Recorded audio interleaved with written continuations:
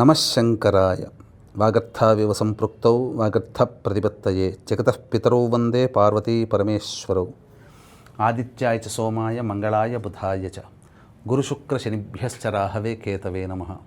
శృంగేరి జగద్గురు పీఠాధిపతులకి కంచి పీఠాధిపతులకి నమస్కారములు తెలియచేసుకుంటూ కార్యక్రమాన్ని ప్రారంభిద్దాం. 11వ తారీఖు ఆగస్టు నెలలో ఒక అద్భుతమైన రోజు ఉందండి.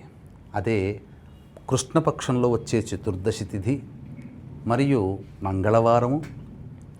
వీటిని కృష్ణ అంగారక చతుర్దశి అని అంటారు.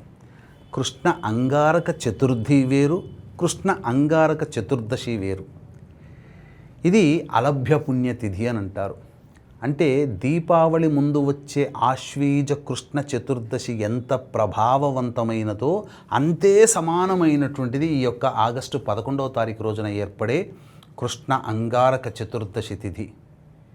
ఈ రోజున ఎవరైతే కుజదోషముతో బాధపడుతున్నారో, వివాహమై సంతానము మిస్క్యారీ అవుతుందని బాధపడుతున్నారో, వివాహం కాక ఇబ్బంది పడుతున్నారో, కాలసర్పదోషంలో జన్మించినటువంటి వారు సమస్యలతో ఇబ్బంది పడుతున్నారు,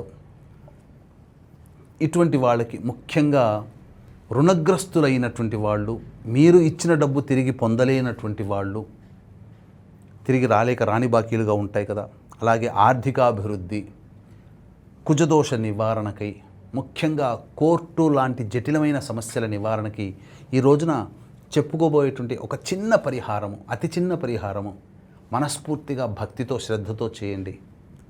శ్రావణ మాసం లోపల మీ యొక్క కోరిక నెరవేరడానికి దైవం ఒక మార్గం చూపించబోతుంది. ఆలస్యం చేయకుండా క్లుప్తంగా వివరాలు తెలియజేస్తాను. అయితే వీక్షించేటువంటి ప్రేక్షకుల్లో ఆగస్టు 12వ తారీఖు రోజున ఆశ్లేష నక్షత్రం కర్కాటక రాశిలో ప్రపంచవ్యాప్తముగా సంపూర్ణ సూర్యగ్రహణ ప్రభావం ఏర్పడుతుంది. దీని ప్రభావం మన భారతదేశంలో కనిపించదు. కనిపించని గ్రహణానికి ఎటువంటి ఆచారాలు నియమాలు పాటించాల్సిన అవసరము లేదు. అయినా ఈ యొక్క కర్కాటక రాశిలో ఏర్పడుతున్నటువంటి గ్రహణ ప్రభావం వలన మేష మిథున కర్కాటక సింహ తుల వృశ్చిక ధనస్సు మకర మీన రాశిలో జన్మించినటువంటి వారికి ఈ యొక్క గ్రహణ సంబంధమైనటువంటి దోష ప్రభావాలు అనేటువంటివి ఉంటాయి. ఈ దోష నివారణార్థమై కుక్కి సుబ్రహ్మణ్య క్షేత్రంలో ఈ యొక్క దోష నివారణార్థంతో పాటుగా కాలసర్పదోష నివారణ, వివాహ సమస్యలు, ఉద్యోగ సమస్యలు, దాంపత్య సమస్యలు, ఆర్థికపరమైన సమస్యలు, రాహుకేతు దోషాలు, మిస్క్యారీస్ అవుతున్నటువంటి వాళ్ళ కోసమై, అలాగే అనారోగ్య సమస్యలతో బాధపడుతున్నటువంటి వాళ్ళకి, కుజదోషముతో బాధపడుతున్నటువంటి వాళ్ళకి, ముఖ్యంగా శని వక్రీకరించినటువంటి కారణం చేత 12 రాశిలో జన్మించినటువంటి వారికి ప్రజెంట్ బాగోలేదండి. కాబట్టి శనిదోష నివారణ పూజలు, హోమాలు జరిపించి పూజ చేసిన కరుంగలి మాల ఇవ్వడం జరుగుతుంది. అవకాశం ఉన్నటువంటి వాళ్ళు 12వ తారీఖు రోజున కుక్కి సుబ్రహ్మణ్య క్షేత్రంలో జరిగే కార్యక్రమంలో రాత్రి 8 గంటల లోపల స్క్రీన్పై కనిపిస్తున్న నెంబర్కి కాంటాక్ట్ చేసి మీ గోత్రనామాదులు నమోదు చేసుకోవచ్చు. ఇక 11వ తారీఖు రోజున ఉదయాన్నే లేచి కాలకృత్యాదులన్నీ తీర్చుకొని చక్కగా ఆ యొక్క సుబ్రహ్మణ్య భుజంగ స్తోత్ర పారాయణం 11 సార్లు పఠించండి. తదనంతరం రుణ విమోచక అంగారక స్తోత్ర పారాయణాన్ని ఒక 27 సార్లు పఠించండి. లక్ష్మీ నృసింహకరావలంబ స్తోత్రాన్ని 8 సార్లు పఠించండి. ఇంతకుముందు చెప్పిన సమస్యల్లో ఉన్నటువంటి వాళ్ళు ఈ యొక్క విధానాన్ని పాటించాలి. తదనంతరం శివాలయానికి చేరుకున్న తర్వాత నవగ్రహాల చుట్టూ శివాయ నమః అంటూ 27 ప్రదక్షిణలు చేసి సుబ్రహ్మణ్య స్వామికి ఆవు పాలు, ఆవు నెయ్యి, తేనె ఈ మూడిటితో అభిషేకము జరిపించి గళ్ళ ఉప్పు, మిరియాలు, చక్కెర ఈ 3 కచాపిచిక దంచి 1 టీ స్పూను స్వామి దగ్గర పెట్టిరండి. ఈ విధంగా చేసినట్లయితే సంపూర్ణముగా ఆ యొక్క సుబ్రహ్మణ్య స్వామి అనుగ్రహంతో ఇంతకుముందు మనం వివరించిన సమస్యలన్నీ కూడాను నివారణ అవుతాయి. ఇంకా జటిలమైన సమస్యలు ఉన్నాయి అనుకున్నటువంటి వాళ్ళు రావి చెట్టు కింద ప్రతిష్ఠించినటువంటి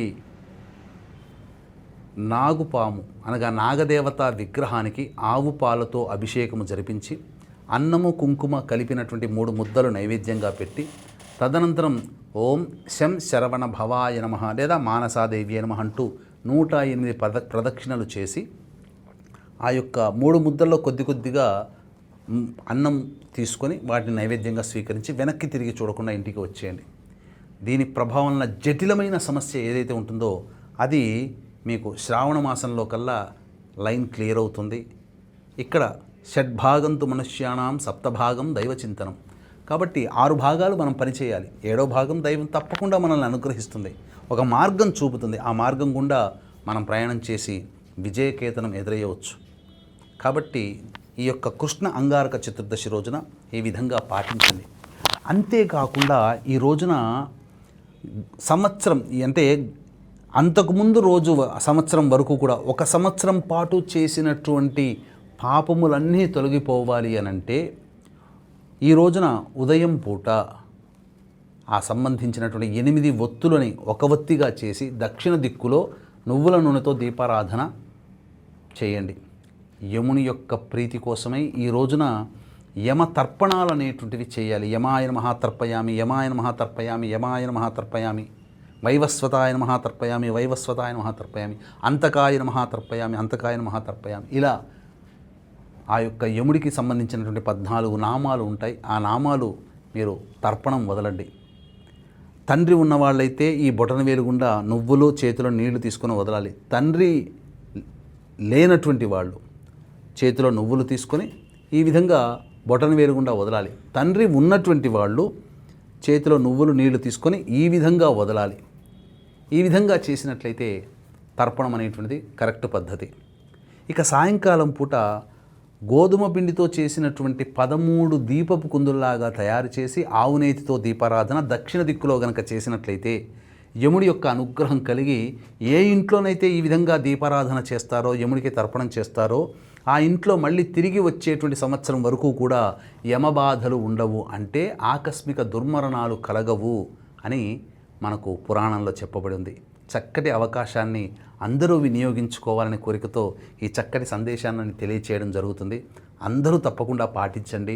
అలాగే 12వ తారీఖు రోజున గ్రహణం లేకపోయినప్పటికీ ఈ చెప్పినటువంటి రాశుల్లో ప్రధానంగా మేష, మిథున, కర్కాటక, సింహ, తుల, వృశ్చిక, ధనస్సు, మకర, మీన రాశిలో జన్మించినటువంటి వారికి ఈ యొక్క దోష ప్రభావం. కాబట్టి ఆగస్టు 12వ తారీఖు రోజున కుక్కీ సుబ్రహ్మణ్య క్షేత్రంలో జరిగే సర్వదోష నివారణ, గ్రహణ దోష నివారణ పూజల హోమాల్లో రాత్రి 8 గంటల లోపల స్క్రీన్పై కనిపిస్తున్న నెంబర్కి కాంటాక్ట్ చేసి గోత్రనామాదులు నమోదు చేసుకోవచ్చు.